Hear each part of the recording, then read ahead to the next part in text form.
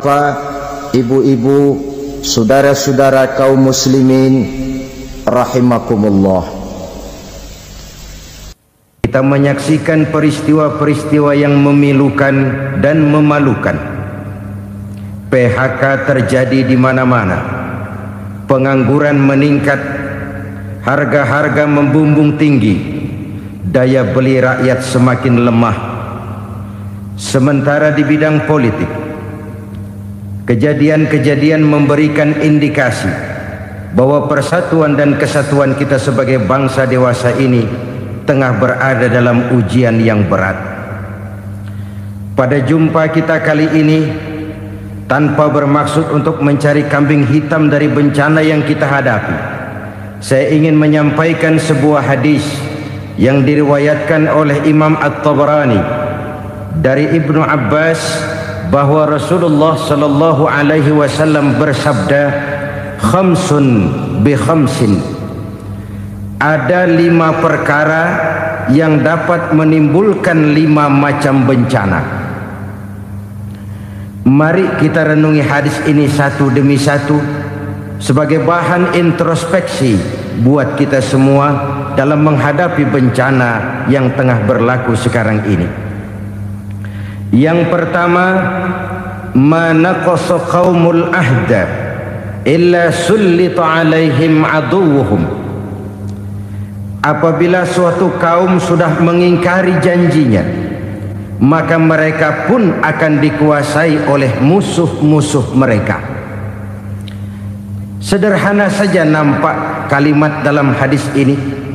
Apabila orang sudah mengingkari janji, mereka akan dikuasai oleh musuh-musuh mereka sendiri. Dan musuh kita yang paling utama saat ini adalah kemiskinan dan kebodohan. Kenapa itu terjadi? Karena kita mengingkari janji kita sendiri. Di saat awal-awal berdirinya Orde Baru, kita pernah berjanji untuk melaksanakan Pancasila dan Undang-Undang Dasar 45 secara murni dan konsekuen. Kita berjanji bahwa kita akan menegakkan pemerintah yang bersih dan berwibawa. Itu semua pada permulaannya. Waktu demi waktu berjalan, kita lupa dengan janji yang kita ucapkan itu.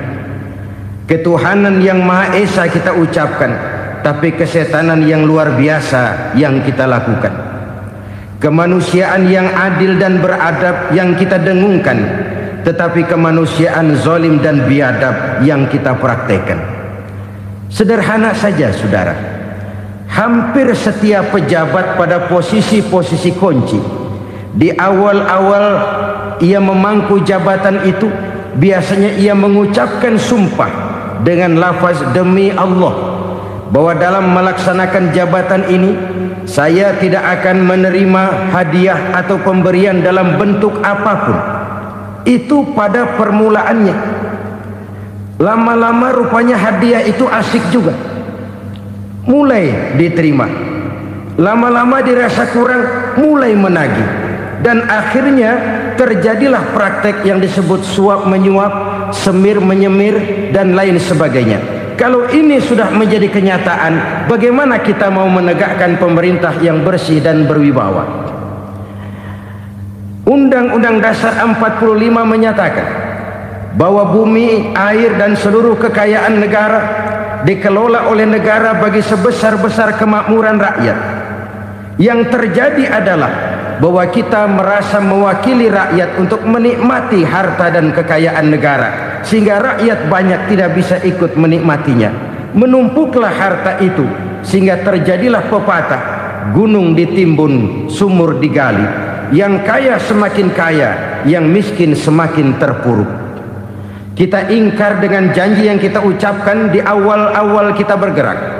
Kita ingkar dengan janji pada saat kita mengatakannya dengan menyebut nama Allah, dengan mempertaruhkan nama Tuhan. Sehingga pada akhirnya jabatan pun mengalami tender. Sudah menjadi rahasia umum. Orang mau jadi lurah mesti mengeluarkan uang. Mau jadi camat mesti mengeluarkan uang. Mau jadi wali kota, bupati, bahkan gubernur, itu ada pasarannya. Secara logika, Kalau orang memperoleh satu jabatan karena banyak mengeluarkan uang, tentu pada saat ia mengeluarkan uang, ia sudah punya pemikiran, modal pasti pulang, modal pasti kembali. Kalau orang memperoleh suatu jabatan karena banyak mengeluarkan uang, maka langkah pertama yang dia lakukan setelah memangku jabatan itu ialah bagaimana uang bisa kembali, bagaimana modal bisa pulang. Kalau modal sudah pulang, pikiran berikutnya bagaimana supaya dapat untung.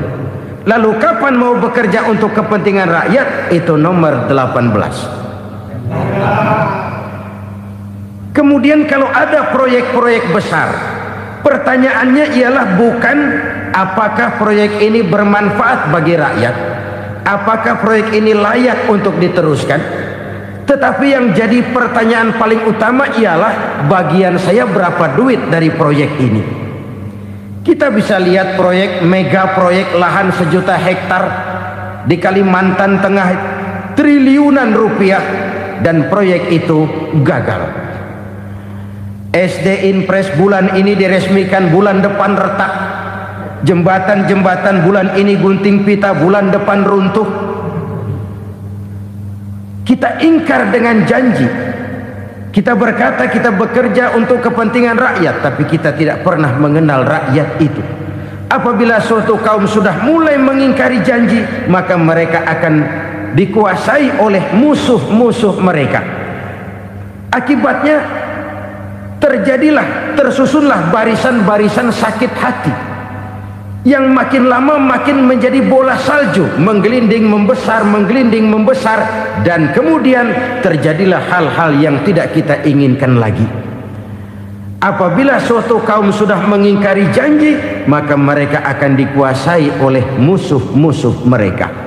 Ini penyebab bencana yang pertama. Kita tidak konsekuen. Tadinya kita dengan lantang teriak-teriak berantas korupsi, ganyang korupsi. Pada waktu kita belum mendapat kesempatan. Setelah kita naik punya kesempatan, rupanya korupsi enak juga dirasa.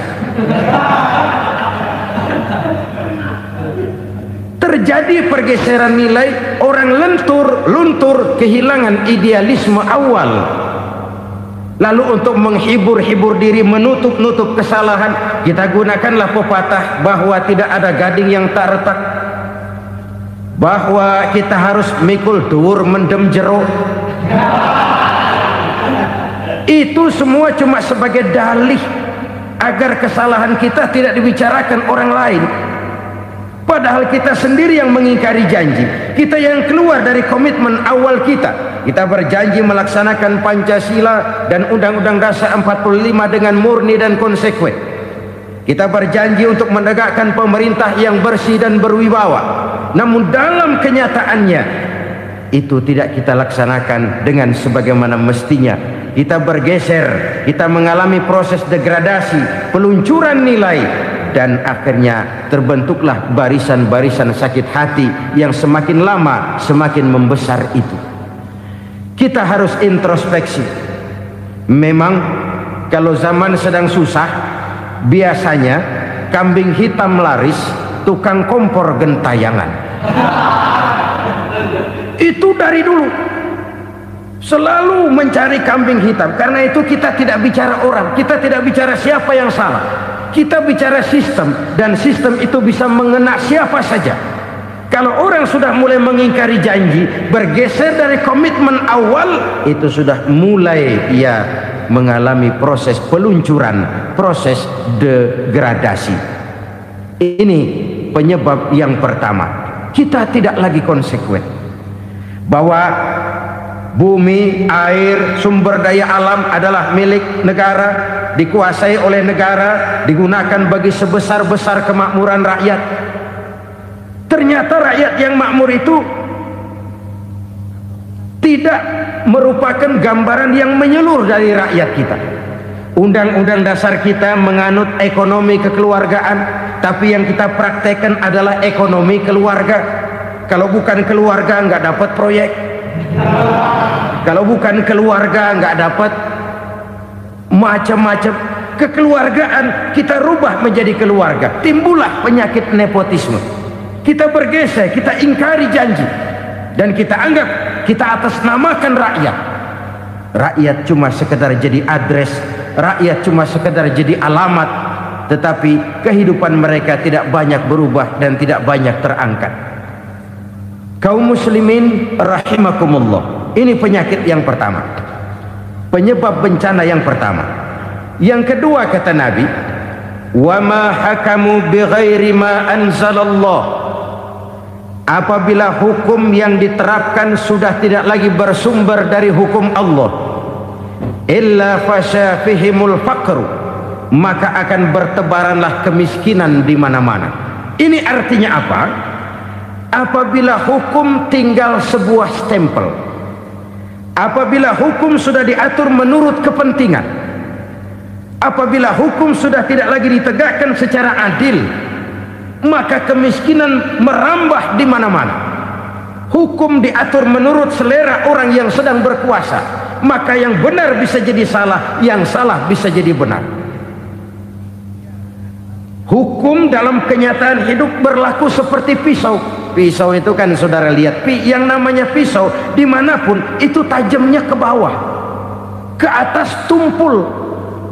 Kalau hukum itu, kalau untuk rakyat, hukum itu tajam bukan main, cepat sekali dilaksanakan. Tapi giliran menengah ke atas, yang gedean dikit berbuat salah, hukum tumpul. Hukum pura-pura tidak dengar, akibatnya terluka rasa keadilan rakyat. Satu kasus rakyat diam, dua kasus rakyat diam, tiga kasus rakyat diam, kasus terakumulasi di hati rakyat, luka rasa keadilan, dan itu menjadi sumber bencana. Penjarahan, kita tidak setuju itu, tapi kita harus melihat kausalnya. Itu kan tidak berdiri sendiri. Itu kan karena terlukanya rasa keadilan rakyat, melihat kesempatan ini tidak merata. Kalau rakyat ini yang ngajukan kredit ke bank, walaupun jumlahnya cuma jutaan, ratusan ribu, susahnya 17 setan. Tapi ada orang-orang tertentu yang agunannya palsu, jaminannya palsu, bawa kata belece, bukan cuma miliaran, triliunan kredit bisa keluar. Terluka rasa keadilan, hilangnya kesempatan. Rakyat cuma dapat kesempitan, jarang dapat kesempatan. Dari lukanya rasa keadilan ini, memang ya entah lipstik, entah basa-basi, dibentuklah tim ini, dibentuklah badan pengawas ini, dibentuklah tim ini. Kalau membentur tahu, hancur tahu. Tapi kalau tim yang dibentuk membentur karang, bukan karangnya yang hancur biasanya, timnya yang bubar. Kenapa? Yang dibentur batu karang yang sangat keras. Kita main-main dengan hukum, kita tidak konsekuen dengan hukum, luka rasa keadilan, dan itu terakumulasi.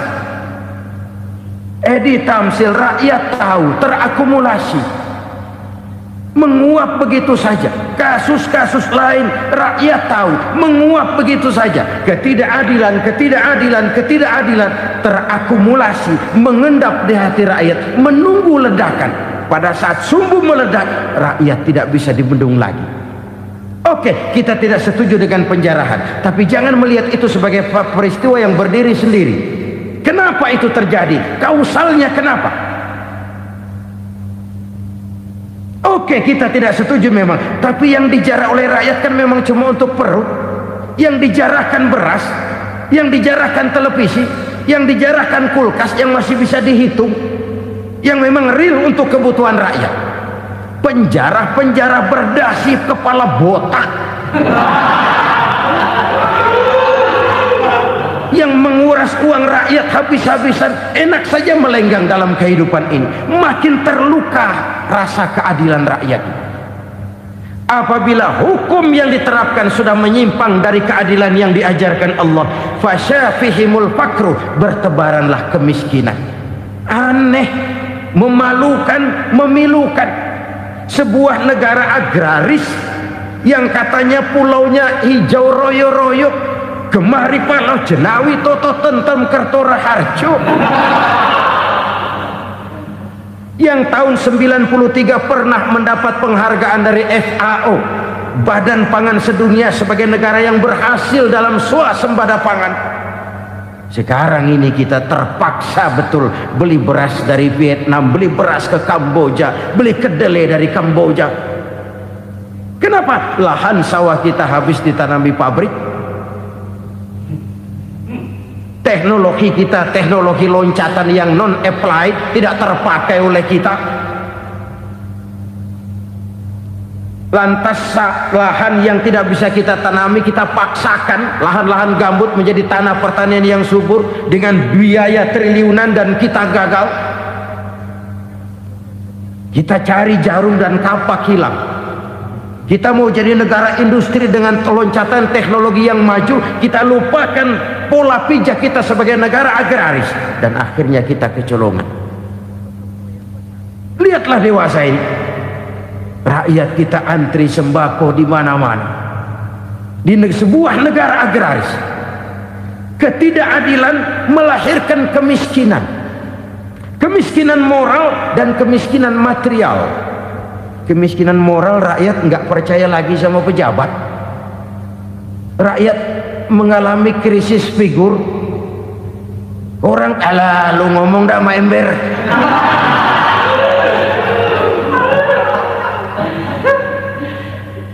Penataran yang menghabiskan biaya miliaran itu melahirkan pejabat-pejabat korup. Pengawasan yang menghabiskan biaya miliaran itu ternyata impoten, mandul. Kemiskinan moral. Jujur saya berkata, saudara-saudara, setelah pintu reformasi dibuka, itu yang masuk memang macam-macam. Ada yang memang punya tujuan murni, konsekuen dan punya konsep. Ada yang nunggu di tikungan, begitu mobil lewat nyamber pintu, berangkat ikut reformasi. Ada yang memanfaatkan momentum, mumpung, untuk nyampein unek-unek, ngerti nggak, pokoknya ngomong. Sehingga keadaan semakin rancu, kebingungan semakin menjadi-jadi, masalah yang paling urgen tidak terselesaikan. Sekarang ini orang berpikir mendingan jadi pala ular daripada jadi buntut macan. Buntut macan memang hebat macan, tapi kalau buntutnya cuma ugel-ugel di belakang buat apa? Mendingan jadi pala ular, kecil juga nyaplok. Artinya ya biar kecil juga kalau punya partai kan gagah. Lalu rame-rame bikin partai kayak bikin arisan. Orang makin mengalami dislokasi. Semua mau jadi pahlawan, semua mau nomor satu, semua ngomong iya kalau bidangnya, kalau bukan makin rancu. Marilah lewat kesempatan ini saya mengajak kita untuk tahu diri. Biarkan politisi ngomong politik, biarkan ekonom menata ekonomi, biarkan praktisi bicara soal hukum, biarkan rakyat munajat, istighfar, mohon pertolongan Allah. Tahu diri kita. Kalau memang ayam, kukuruyuk aja dah. Kalau memang kucing, ayo ngeong. Kalau kambing, silahkan ngembe. Udah tahu ayam, ngeong bunyinya. Suaranya palas, orang nggak ngerti, bingung, makin menjadi-jadi. Ibarat kesebelasan sepak bola bangsa kita sekarang ini, rame-rame mau bikin gol, kiper ikut nyerang sekarang. Memilukan dan bahkan memalukan. Wa ma hakamu bighairi ma anzalallah illa fasyafihimul fakru. Kalau hukum yang diterapkan sudah menyimpang dari keadilan yang diajarkan Allah, bertebaranlah kemiskinan di mana-mana. Coba sekarang ini yang punya duit bingung, apalagi yang kagak punya duit. Yang pengusaha gede ngeluh, apalagi yang pengusaha pas-pasan. Yang kagak punya beras, yang punya beras saja masih bingung, apalagi yang nggak punya beras. Ini sudah demikian merata.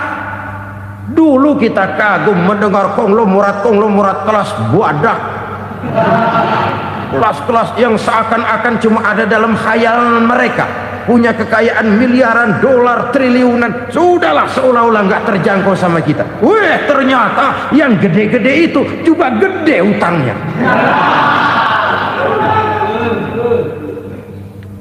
Dan rontok satu demi satu. Ternyata rakyat selama ini cuma dialamatkan, cuma dijadikan address. Rakyat yang tidak banyak ngerti persoalan ini harus menanggung hidup ini begini berat, harus menanggung beban hidup ini begini tinggi, daya beli semakin lemah, semakin terpuruk dan terpuruk, sedang keadaan belum juga banyak berubah. Yang hutang sama luar negeri itu kan bukan rakyat kecil, Ciano. Yang banyak nyimpen dolar juga kan Ciano. Rakyat kecil bocah kampung mah jangankan nyimpen dolar, ngelihat juga tumben. Kemana kita mesti bercermin? Sekali lagi saya mengatakan, maaf, kita tidak bermaksud mencari kambing hitam. Karena itu kita tidak bicara orang, kita bicara sistem, kita bicara keadaan. Beginilah yang dikatakan Nabi, penyebab timbulnya bencana, hukum yang ditegakkan tidak lagi berorientasi kepada keadilan, tapi berorientasi kepada kepentingan. Akhirnya bentuk hukum seperti pisau, tajam ke bawah, tumpul ke atas. Hukum cuma buat rakyat kecil, tetapi kelompok menengah ke atas kadang-kadang kebal dari perlakuan hukum. Maka bertebaranlah kemiskinan. Iya, kemiskinan moral berupa lukanya rasa keadilan. Kalau rasa keadilan terluka, orang kan nunggu kesempatan, saudara. Iya, dia nggak bisa ngomong, iya, dia nggak sanggup action, iya, dia nggak bisa tunjuk rasa, tapi hatinya kan, kapan ada kesempatan, kapan ada waktu, tunggu. Hatinya mesti begitu. Sehingga begitu ada kesempatan, terjadilah hal-hal yang tidak terhindarkan. Dan itu ekses, bukan reformasi. Jangan seperti sebuah dialog saya dengan seorang abang beca. Saya bertanya, bang, iya, abang tahu nggak reformasi? Tahu, Ustadz. Apa? Pembakaran. Terus penjarahan, lalu perkosaan. Itu reformasi. Itu yang saya lihat. Nah, itu yang dia lihat. Saya tentu tidak menyalahkan abang beca kita, karena memang itu yang dia lihat dan sejauh itu wawasannya. Tapi ini indikasi bahwa banyak rakyat kita yang belum bisa menggunakan kebebasan secara bertanggung jawab. Padahal kebebasan tanpa tanggung jawab tirani. Sebuah contoh gampang-gampangan. Saya beli radio, saya setel di kamar saya, lalu saya bilang, ini radio gue. Yang beli gue, pakai duit gue setel di kamar gue, sekeras-kerasnya, gak ada urusan sama orang lain. Itu kata saya. Tetapi tetangga saya sebelah rumah kan boleh juga ngomong begitu. Kata tetangga saya, ini mata gue, yang ngantuk gue tidur di kamar gue, kenapa suara radio lu nyampe kemari? Artinya apa ini? Kebebasan saya nyetel radio dibatasi oleh kebebasan tetangga saya yang mau tidur.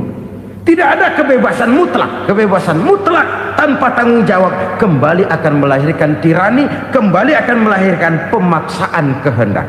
Dan itu lagi-lagi bukan demokrasi.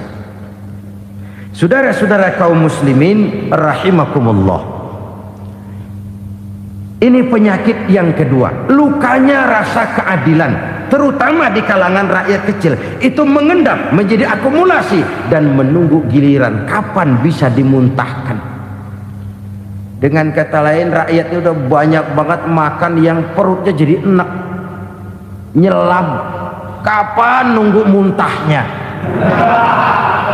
Udah begini banyak akumulasi yang mereka pendam di perut ini, sehingga ketika terjadi kesempatan itu sudah tidak terkendalikan lagi, kita out of control.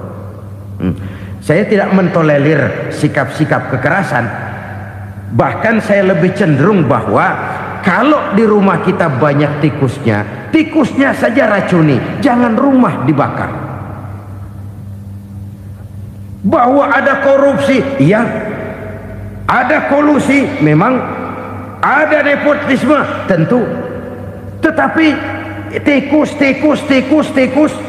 tikusnya saja racuni, jangan rumah dibakar.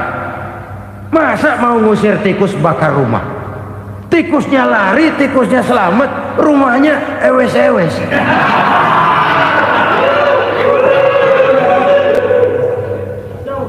Tikus selamat, rumah nggak punya, masalah nggak terselesaikan dengan sebagaimana yang kita harapkan. Kita sepakat ini negara hukum, dan di hadapan hukum semua manusia itu sama. Itu prinsip yang diajarkan Allah. Al-musawat bainan nas fi takalifil ahkam. Semua manusia sama dalam berhadapan dengan hukum Allah Subhanahu wa ta'ala. Kalau hukum sudah pandang bulu, itu jelas yang enak yang banyak bulunya. Siapa yang banyak bulunya? Monyet. Kalau hukum pandang bulu, monyet keenakan. Saudara-saudara kaum muslimin rahimakumullah, introspeksi. Mari kita bercermin bagaimana perjalanan hukum selama ini. Kalau introspeksi ini kita temukan, lalu ada upaya untuk memperbaiki diri. Jangan menggunakan tak ada gading yang tak retak, mikul duwur mendem jero untuk menutupi kesalahan orang. Padahal kesalahan itu sedemikian besar. Padahal rakyat kita tiap hari antri sembako. Ada yang sehari sekali makan, ada yang makan sudah bercampur tiwul, ada yang nasi sudah dicampur pisang, balik jadi orok lagi. Macam-macam upaya rakyat untuk menangsal perut ini. Lalu rakyat ditenang-tenangkan, lebih baik puasa Senin Kemis sambil menghadapi krisis ekonomi. Kenapa rakyat yang disuruh puasa? Kenapa bukan pejabatnya yang puasa lebih dulu untuk kemakmuran rakyat? Kalau rakyat yang memang perutnya udah gepeng disuruh puasa, makin krempeng perutnya. Artinya pejabat harus punya sense of politics. Ya, tidak, puasa itu kan tidak cuma Senin Kemis saja. Puasa itu puasa perasaan, puasa menghargai perasaan yang sedang kondisi yang sedang dihadapi oleh rakyat. Bagaimana rakyat yang tengah antri sembako melihat pejabatnya lewat dengan mobil yang harganya sampai 1 miliar. Oh, inilah pemimpin saya. Luka lagi rasa keadilannya. Kita tidak tenggang rasa. Puasa dalam artian itu pun akan menolong menegakkan semangat kebersamaan, membentuk semangat kebersamaan. Saudara-saudara kaum muslimin rahimakumullah, penyebab bencana yang ketiga dikatakan oleh baginda Nabi, wala zaharat fihimul fahishatu illa fasha fihimul maut. Apabila kekejian telah merajalela, maka maut bertebaran di mana-mana. Kita renungi butir kalimat dalam hadis ini. Apabila kekejian telah merajalela, maut bertebaran di mana-mana. Begitu murah arti sebuah kehidupan. Penjarahan untuk hal-hal yang kecil tapi sampai mengorbankan nyawa. Apabila kekejian sudah terjadi di mana-mana, maut pun bertebaran. Maut dalam arti berpisah ruh dengan jasad, tapi juga maut dalam arti orang bisa mati karirnya, orang bisa mati usahanya, orang bisa mati kesempatannya karena perbuatan-perbuatan keji yang selama ini tidak terbendung. Lahirlah teori mafia. Siapa yang kuat dia yang berkuasa. siapa yang lemah dia menjadi mangsa. Proyek-proyek besar yang menang tender itu ya dari itu ke itu saja. Yang pengusaha-pengusaha tidak punya koneksi, tidak bisa bayar komisi, dapat proyek tetelan.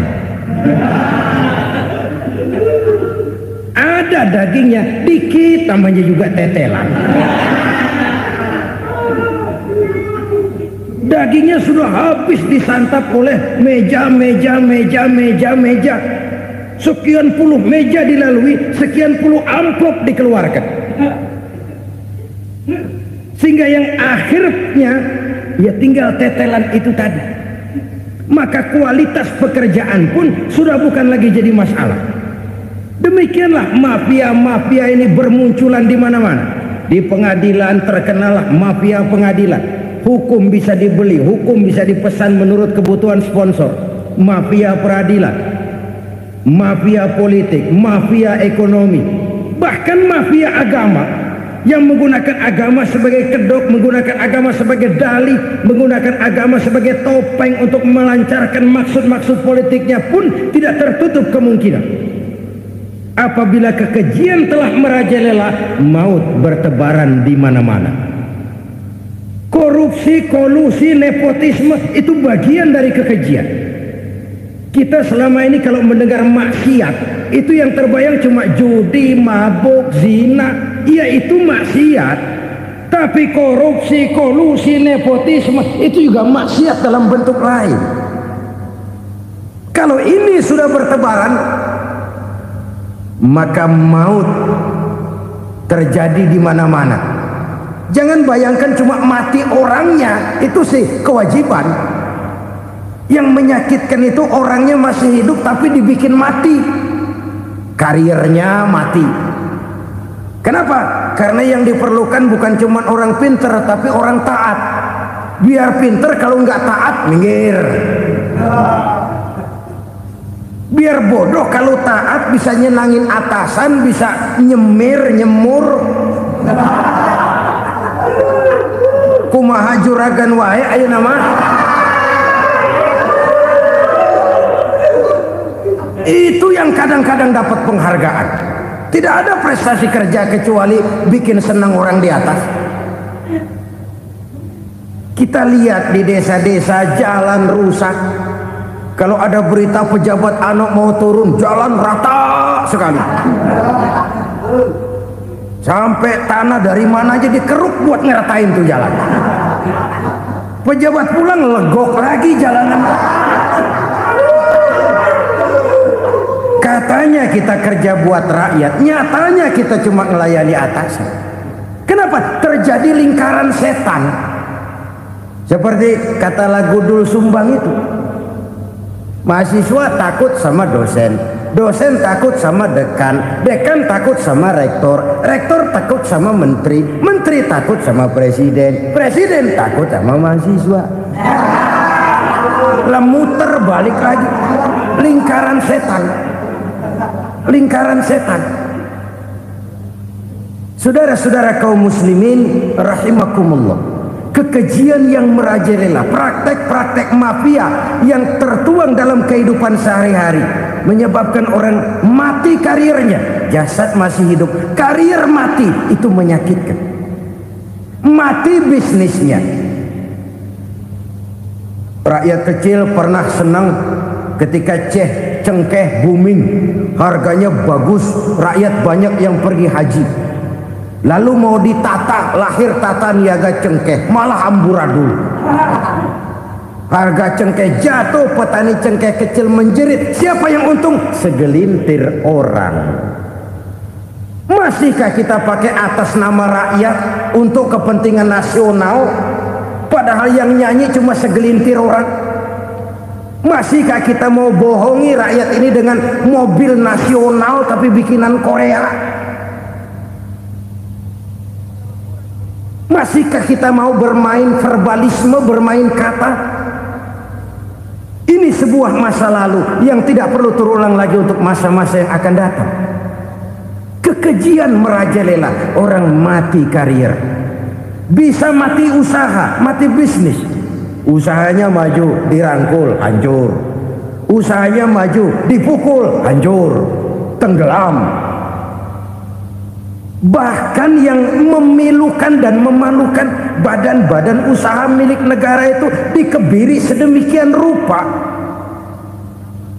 sehingga tidak menghasilkan hal-hal yang bermanfaat buat negara. Saudara-saudara kaum muslimin rahimakumullah, kalau nafsu yang sudah mengatur itu semua, maka kekejian pun merajalela. Orang sudah pakai teori mafia, yang kuat dia yang menang, yang kuat dia yang berkuasa, yang lemah silakan minggir di sudut-sudut kehidupan. Kalau kekejian seperti ini merajalela, maut bertebaran di mana-mana. Banyak orang mati karirnya, banyak orang mati usahanya, banyak orang mati imajinasinya. Sekarang ini dalam dunia seni yang banyak karyawan seni, bukan seniman. Seniman itu kan dilahirkan, lain seniman, lain karyawan seni. Sekarang yang banyak karyawan seni, bukan seniman. Mati karir, mati imajinasi, mati improvisasi, sehingga kehidupan persis sinetron. Sinetron itu yang kita lihat rumah mewah, yang kita lihat rumah bagus, gak pernah kita lihat di sinetron kita ini rakyat antri sembako. Kita dijejali hal-hal yang indah, yang wah, yang membuat kita tenggelam dalam gaya hidup instan, tenggelam dalam gaya hidup wah. Kita lupa dengan realitas keseharian di tengah-tengah masyarakat kita. Lahirlah kelompok-kelompok selebritis, dibesarkan oleh berbagai media. Selebritis pilek aja masuk koran, pilek.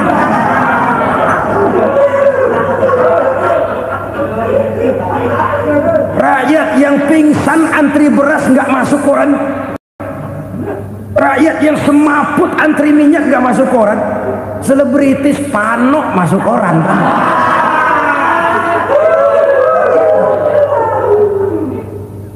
Kita besarkan hal-hal kecil, kita kecilkan hal-hal besar. Kenapa? Kita mengejar oplah, kita profit oriented, tidak lagi berorientasi kepada realitas hidup yang kita hadapi ini. Kalau kekejian sudah merajalela, kata Nabi, maka maut bertebaran di mana-mana. Maut dalam artian maut, coba lihat sekarang begitu murah nyawa. Karena 1000 perak orang mau nusuk bunuh. Karena beras seliter orang khilaf, begitu murah kehidupan.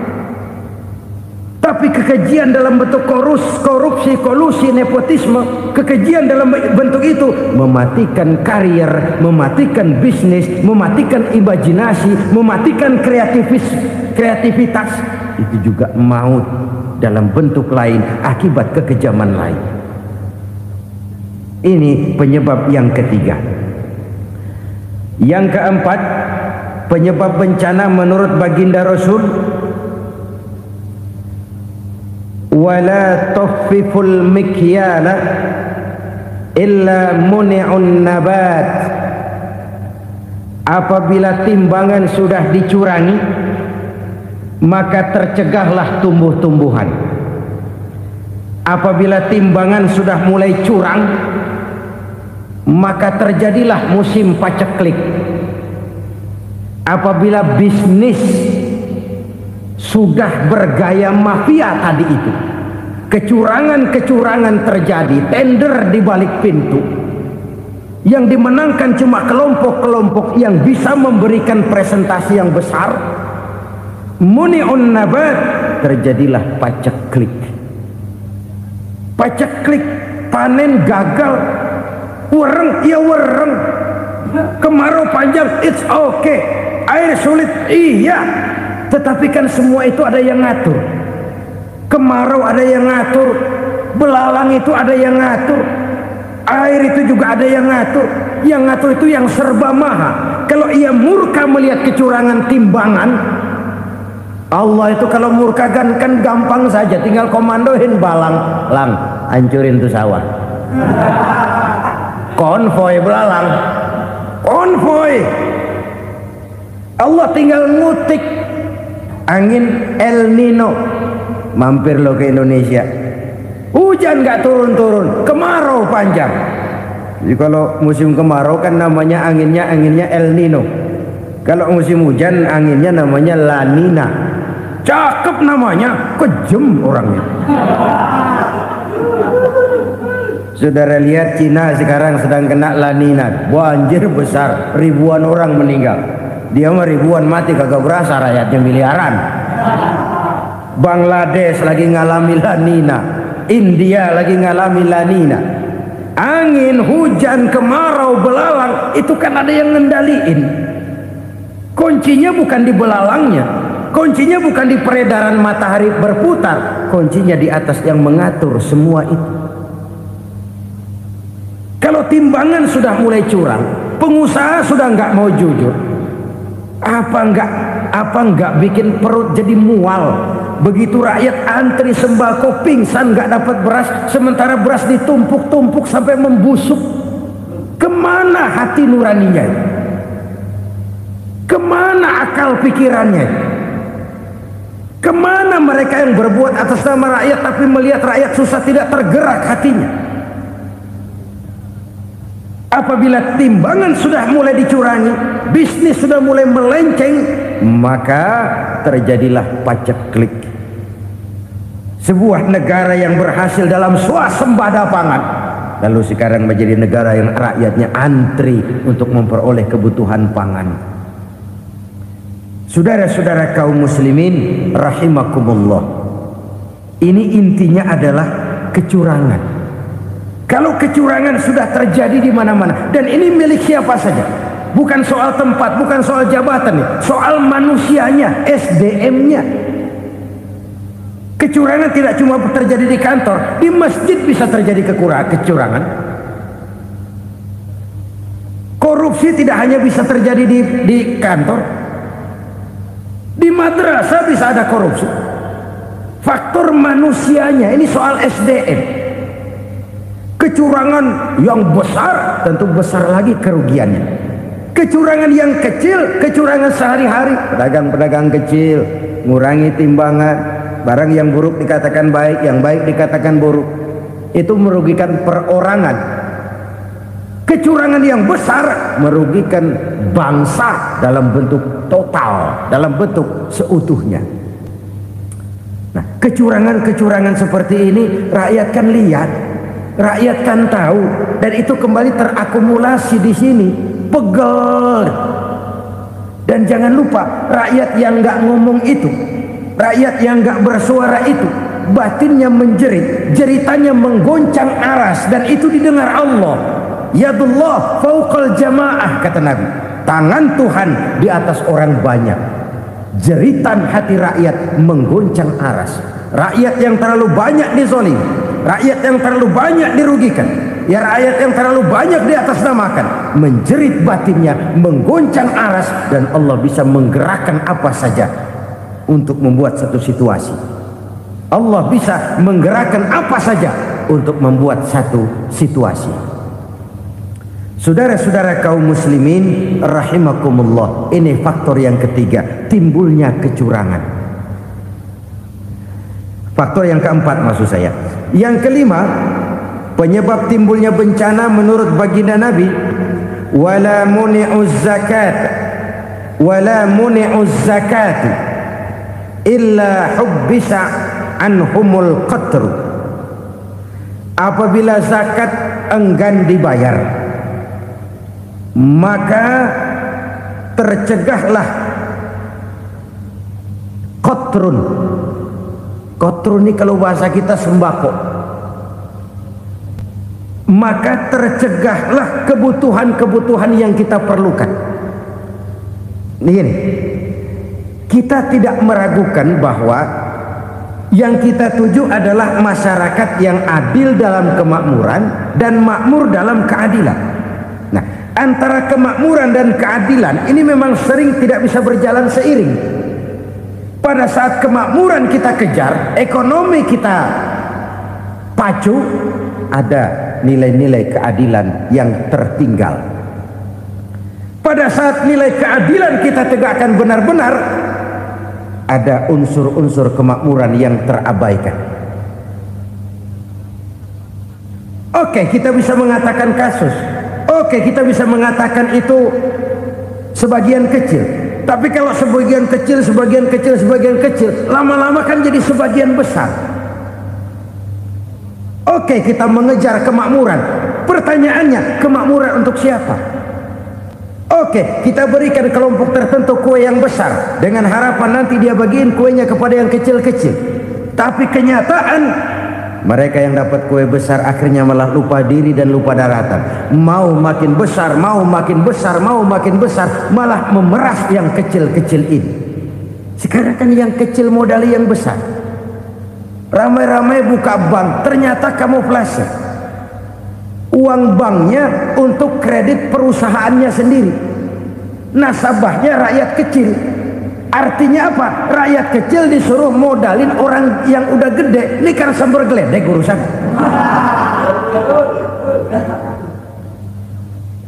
Ini kan permainan apa lagi? Rakyat kecil suruh modali yang gede. Nasabahnya rakyat kecil, kumpulkan uangnya di bank, kucurkan kredit kepada perusahaannya sendiri. Bukankah itu rakyat kecil suruh modali yang gede? Sudah begitu kejamkah kita untuk meraih keuntungan dengan mengorbankan orang kecil ini? Sudah tidak bicara lagi kah nurani kita melihat penderitaan orang yang semakin susah ini? Kalau zakat enggan dibayar, padahal zakat 2,5% saja, 2,5% saja. Kalau itu pun enggan, kalau zakat saja enggan, bagaimana pula yang namanya sodako, bagaimana pula yang namanya infak, bagaimana pula yang namanya santunan, bantuan. Kadang-kadang lipstick nyumbang si nyumbang, cuman nyolongnya lebih gede. Ini namanya sumbangan lipstick. Buat lipstick itu kan buat ngumpetin bibir pucat. Itu fungsi utama lipstick. Buat ngumpetin korupsinya, nyumbang kegiatan-kegiatan sosial. Tapi yang dia korup lebih gede dari yang dia sumbangin. Lipstick kamuflase. Nepu kata anak sekarang.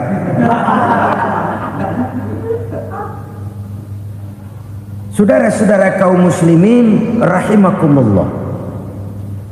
Demikian berat kewajiban zakat ini sampai di zaman Sayyidina Abu Bakar pernah keluar komando perangi orang yang enggan membayar zakat. Perangi.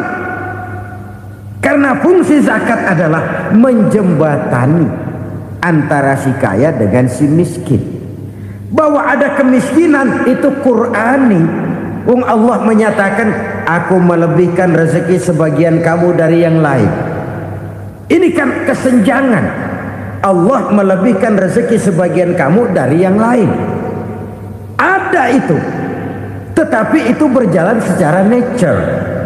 Nah, kalau direkayasa, yang kaya semakin kaya, yang miskin semakin terpuruk, yang sudah besar dapat proyek besar, yang kecil dapat tetelan. Ini kan rekayasa namanya. Kesenjangan yang direkayasa ini yang kita harus kikis.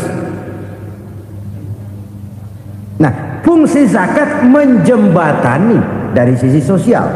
Dari sisi pribadi, Nabi berpesan, zakku amwalakum biz zakat. Bersihkan hartamu dengan zakat.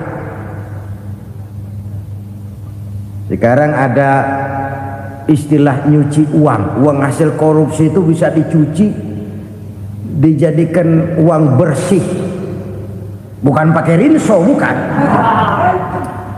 Pakai politiknya koruptor, diolah sedemikian rupa sehingga jadi uang resmi.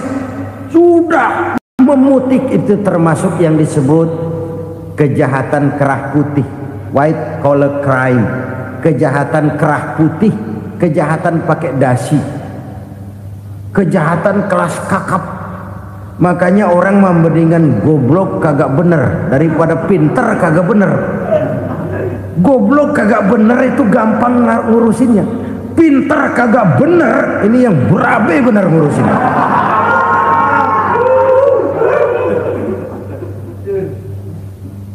Kita bukan cuma perlu orang pinter kok di zaman sekarang. Kita perlu orang-orang bener yang punya komitmen, yang sesuai kata dan perbuatan, yang bisa merasakan apa yang dirasakan oleh rakyat, yang punya sense of politik yang tinggi, yang peka, yang penuh keterbukaan, yang punya wawasan dan pandangan jauh ke depan. Dari sisi pribadi, zakat itu membersihkan harta kita.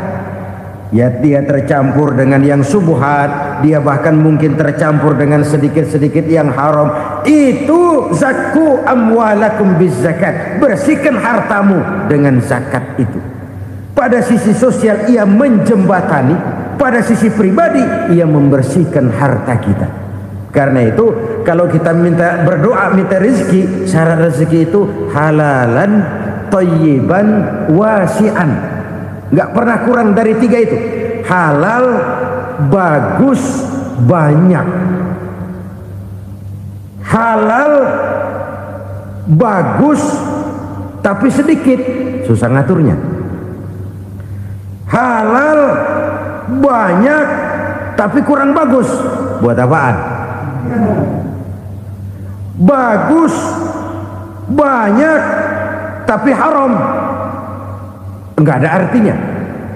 Sebab kata Imamul Ghazali, kalau kau terlalu suka memakan makanan yang haram, dikunyah masuk ke dalam perut besar, digiling oleh perut besar, menghasilkan energi, menggerakkan sel-sel pembuluh saraf, kau juga akan cenderung berpikir yang haram. Kalau sudah cenderung berpikir yang haram, perbuatan pun akan mengarah kepada perbuatan-perbuatan yang haram. Dulu waktu kelompok Jimbaran 200 konglomerat Indonesia kumpul, dihimbau supaya sekian persen kasih pengusaha-pengusaha lemah. Itu kan cuma sekedar belas kasihan, tidak banyak menolong keadaan. Dan bukan itu yang diperlukan pengusaha-pengusaha kecil. Yang diperlukan adalah berikan kami kesempatan seperti mereka dapat kesempatan. Berikan kami peluang seperti mereka juga dikasih peluang. Kalau cuma dikasih 100 juta, 200 juta hari ini, usaha kami nggak ada prospeknya, peluang kagak ada, kan sama juga bohong. Diceburin ke kali, disuruh berenang, tangan diikat, mendingan mampusin ketahuan. Ayo berenang, berlomba, tangan diikat, kaki diikat, sama saja nyuruh mati. Jadi jangan kasih ikannya, kasih kailnya.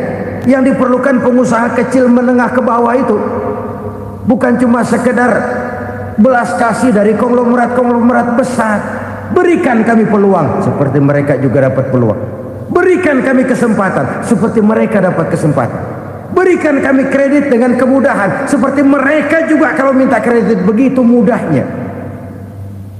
Menciptakan peluang dan kesempatan, pemerataan. Bukan menciptakan manusia Indonesia dengan standar ekonomi yang sama. Semua rumahnya harus sama, semua punya mobil. Itu sih kebersamaan bebek. Bebek, coba lihat bebek, satu ngalor semua, satu ngidul semua. Kebersamaan bukan itu. Kebersamaan adalah menciptakan peluang. Kalau yang kaya bisa semakin kaya, kenapa yang miskin tidak bisa ikut naik jadi sedikit kaya? Kalau pengusaha yang sudah kuat bisa bertambah menjadi kuat dengan proyek mega proyek, kenapa yang menengah tidak bisa ikut menjadi kuat? Dan kenapa kekejian itu merajalela? Kita dengar lewat berita-berita PLN tekor, PLN hutang. Kenapa? Dia beli listrik dari swasta yang belinya lebih mahal daripada penjualannya. Artinya dia beli itu listrik dari perusahaan listrik swasta, dia jual kepada rakyat lagi. Harga jualnya lebih murah daripada dia beli kepada swasta. Kenapa? Ada tekanan lagi tuh. Biasa siklus lagi. Hukum Boyle. Atas neken, paling bawah gepeng. Ya kita nih rakyat kecil, emang nasibnya gepeng terus. Saudara-saudara kaum muslimin rahimakumullah, dari 5 penyebab bencana ini kita ambil kesimpulan untuk sebuah renungan dan introspeksi kita bersama. Pertama, mengingkari janji. Padahal janji itu yang lebih tinggi nilainya adalah di hadapan Allah Subhanahu wa taala. Baik wakil-wakil rakyat di parlemen maupun pemimpin-pemimpin rakyat di dalam kabinet, apabila memangku suatu jabatan, selalu mereka mengawali dengan sumpah, dan sumpah itu dimulai dengan demi Allah. Sadarkah kita pada saat itu kita ucapkan bahwa kita sudah mempertaruhkan Allah untuk jabatan yang kita pegang? Kita sudah mempertaruhkan nama Allah untuk posisi yang dipercayakan kepada kita. Sadarkah kita bahwa menyia-nyiakan itu satu dosa yang sangat besar, yang tidak hanya kepada Allah tetapi juga kepada rakyat yang kita wakili, kepada rakyat yang kita pimpin. Cukuplah sudah rakyat dijadikan adres, umat dijadikan alamat sebagai numpang. Marilah kita kembali kepada komitmen awal dengan jujur kepada janji kita sendiri. Lalu yang kedua, kekejian, baik berupa korupsi, kolusi, nepotisme, dan perbuatan-perbuatan lain akan melahirkan kemiskinan. Kekurangan pangan bukan satu-satunya yang menyebabkan rakyat menderita. Lukanya rasa keadilan terakumulasi di hati rakyat, dan jeritan hati rakyat mengguncang aras. Kalau Allah murka, Allah bisa melakukan apa saja untuk menciptakan suatu kondisi. Faktor yang ketiga adalah praktek mafia menebarkan maut, baik orang yang mati jasad dan rohaninya maupun orang yang mati karirnya, mati kejujurannya, mati usahanya, mati imajinasinya. Hilang kreativitas kita sebagai bangsa. Faktor yang keempat, kecurangan-kecurangan di bidang usaha, di bidang tender, mengandalkan menjual kekuasaan. Dan memang repot kalau penguasa jadi pengusaha. Mau atau tidak mau, kebijakan-kebijakan kekuasaannya akan memperkuat jaring-jaring usahanya. Dan pada saat itu objektivitas sulit ditemukan lagi. Lalu yang kelima, keengganan membayar zakat, menumpuknya kekayaan negara pada kelompok-kelompok tertentu. Ini akan melahirkan paceklik yang berkepanjangan. Menumpuknya kekayaan dan harta negara pada kelompok-kelompok tertentu akan melahirkan paceklik dan kemiskinan yang berkepanjangan. Marilah kita sadar, marilah kita merenung bahwa keengganan kita membayar zakat, menciptakan pemerataan, pada akhirnya akan menjadi musibah buat kita semua.